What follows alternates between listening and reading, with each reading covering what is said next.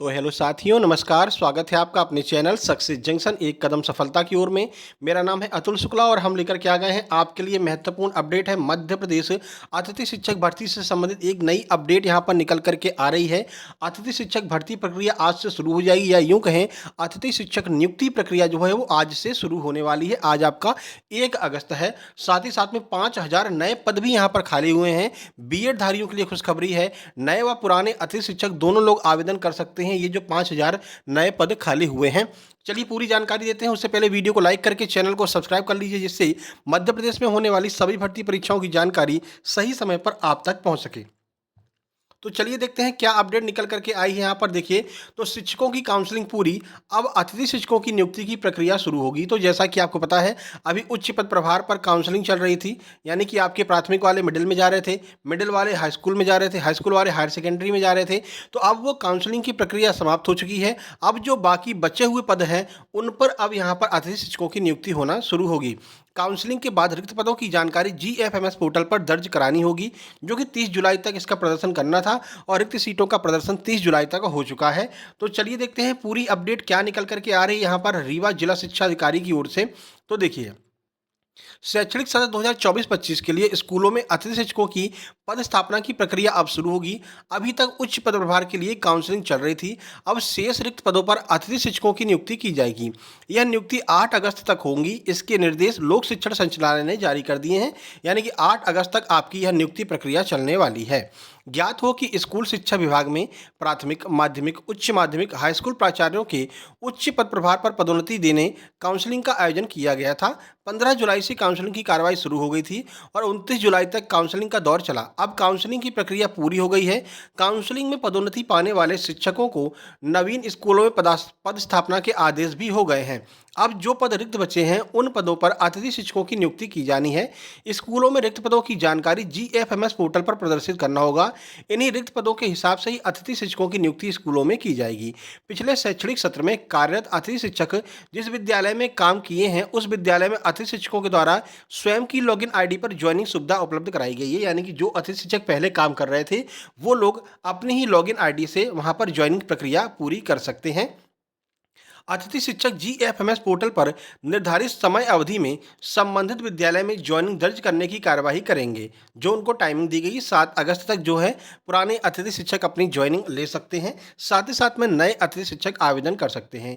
अतिथि शिक्षक online joining पत्रक के साथ अपनी उपस्थिति अनिवार्य रूप से विद्यालय में 7 अगस्त तक देंगे। यदि कोई अतिथि शिक्षक समय अवधि पर स्कूलों में उपस्थिति दर्ज नहीं कराएगा, उसका ज्वाइनिंग आदेश स्वमेव ही समाप्त माना जाएगा। अगर 7 अगस्त तक कोई भी पुराना अतिथि शिक्षक अगर ज्वाइन नहीं करता है, तो ये मान लिया जाएगा कि अब जो है वो ज्वाइन नहीं करने वाला है। एक और यहाँ पर अपडेट है कि 30 जुलाई तक करना था रिक्त सीटों का प्रदर्शन।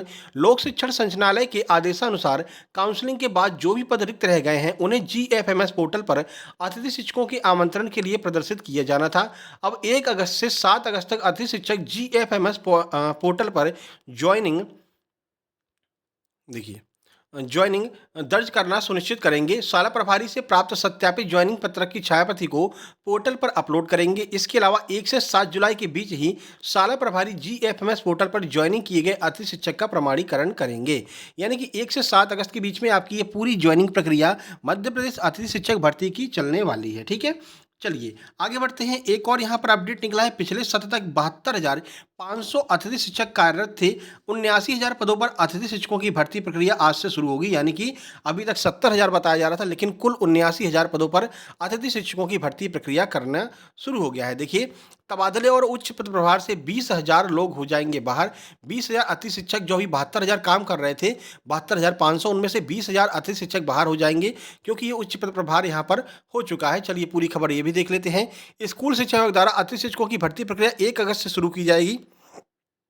इस बार लगभग 79,000 पदों पर इन्हें रखा जाएगा।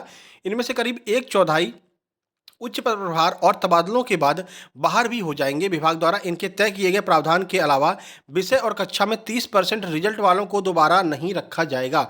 ये तो उन्होंने पहले ही बता दिया, 30% जिसका रिजल्ट आएगा भाई, उसको बाहर कर दिया जाएगा। पिछले सत्र तक 72,500 अतिथि शिक्षक थे।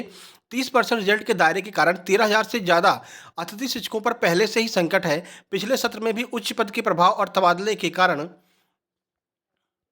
तबादले के कारण अलग-अलग स्कूलों में नियमित पदों पर पहुँचे शिक्षकों के लगभग 20,000 अतिथि शिक्षकों को बाहर होना पड़ा था। पिछली बार भी लगभग 20,000 अतिथि शिक्षक बाहर हो गए थे क्योंकि तबादले वगैरह यहाँ पर हुए थे। लेकिन इस बार इन्होंने ये गलती नहीं की है।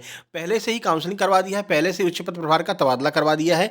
अब जो लोग जाएँगे वो फाइनली जाएँगे, अब उनकी जगह पर कोई और नहीं आ पाएगा, ठीक है?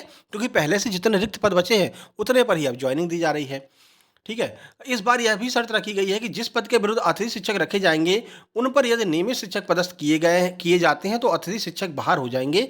इस मामले में अतिथि शिक्षकों के संगठन के पदाधिकारी कहते हैं कि जो शिक्षक पिछले सत्र में बाहर हुए थे, उनके पास 7 वर्ष से लेकर के 12 वर्ष से ज़्यादा का अनुभव था। अनुभव की प्राथमिकता के आधार पर इन्हें दोबारा मौका मिलना चाहिए। 5,000 खाली होने वाले पदों पर भी मौका मिलेगा।